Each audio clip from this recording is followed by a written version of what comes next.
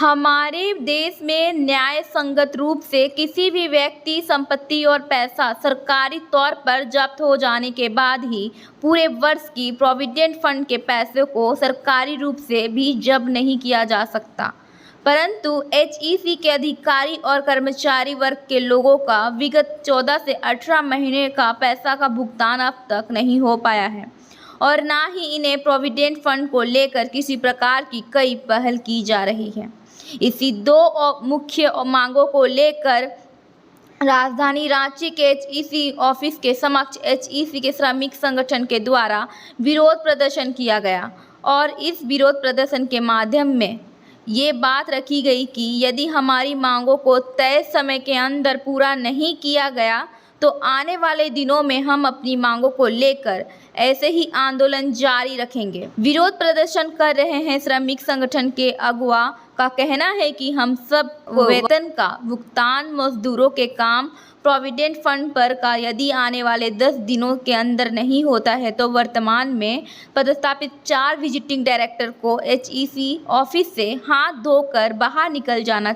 होगा। साथ ही हमें उधार का सिंदूर देकर सुहागन वाली बातें ना करें। श्रमिकों को एक स्थायी डायरेक्टर चाहिए। यदि पहले चरण के बाद भी प्रबंधन की ओर से हमारी मांगों को पूरी नहीं की गई तो आने वाले सितंबर महीने के मध्य में हम सब संगठन के लोग एक साथ धरना प्रदर्शन करेंगे। राज्यपाल से मिलकर उनके माध्यम से राष्ट्रपति और प्रधानमंत्री के नाम ज्ञापन देने का काम करेंगे। नहीं मानी गई तो आने वाले सितंबर महीने के अंत तक पूरे महीने मूवमेंट के साथ भाजपा ऑफिस का घेराव किया जाएगा। आइए सुनते हैं क्या कुछ कहते हैं भंवर सिंह। प्रबंधन को समय दिया है कि हमको पेमेंट, हमको दो बकाया वेतन, दूसरी बात कि मजदूरों को काम दो, और तीसरी बात कि जितना हमारा इंश्योरेंस है और जो हम कर्जा लेते हैं पीएफ वगैरह वो सबको दो। अगर ये सब काम नहीं हुआ 10 दिनों के अंदर में तो सबसे पहले डायरेक्टर चारों को बाहर निकालेंगे और कहेंगे कि विजिटिंग डायरेक्टर हमको नहीं चाहिए, विजिटिंग चेयरमैन नहीं चाहिए। हमारे लिए सिर्फ एक चेयरमैन दे दो, चाहे एक डायरेक्टर दे दो विश्वास की तरह जो अस्थायी रूप से यहाँ रह के चलावे। ये हमको विजिटिंग वाला नहीं चाहिए हैं। और ये उधार का सिंदूर दे करके जो सुहागन कहवा रहे हैं कि सब डायरेक्टर है, ऐसा से हम बाज आए और इस डायरेक्टर लोगों से हम युद्ध नहीं जीत सकते और एचईसी को काम पर हम रन नहीं करा सकते, नंबर 1। और अगर इसके बाद भी 1 तारीख के बाद अगर इनको बाहर करने के बाद अगर नहीं हुआ तो सितंबर के मध्य में हम लोग राज्यपाल के यहाँ जाएंगे, पूरी जनता ज्ञापन देने जाएंगे और राज्यपाल के पास धरना प्रदर्शन करके हम अपनी ज्ञापन देंगे राष्ट्रपति के नाम और प्रधानमंत्री के नाम। तीसरी बात, अगर नहीं हुआ तो ये भाजपा कार्यालय का घेराव सितंबर महीने के अंत तक मास मूवमेंट, जिसमें उसमें किसी भी दल के हों, कोई भी हो जो एचईसी बचाने के लिए हमारे साथ चलेंगे। मतलब नारा होगा कि जो घर जा रहे आपनो चले हमारे साथ, और हम लोग बीजेपी कार्यालय पर होना बोलेंगे। और नहीं तो अगर वो चाहते हैं कि राजपाट चले और उनका वोट मिले, नहीं तो यहाँ से वोट और विदागी सबकी होगी और फिर मजदूरों को जो मजदूर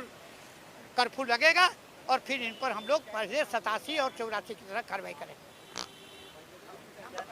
जानते हो कि पंडित जवाहरलाल नेहरू ने जब देश के अंदर में पब्लिक सेक्टर को रखा था आधारशिला और उद्घाटन जाकर क्या बोला था कि ये आधुनिक भारत, स्वतंत्र भारत का सरकारी उपक्रम एचईसी महत्वी उद्योग है और बरौनी को और सभी कारखानों को कहा कि ये मंदिर, मस्जिद आधुनिक भारत का गिरजा और गुरुद्वारा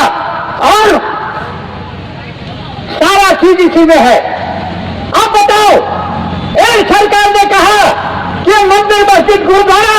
आधुनिक भारत के निर्माण का है, जिसमें हजारों लाखों करोड़ों मजदूर काम करते हैं और उनके बाल बच्चा IAS, IPS, इंजीनियर, डॉक्टर बढ़ करके निकल रहे हैं।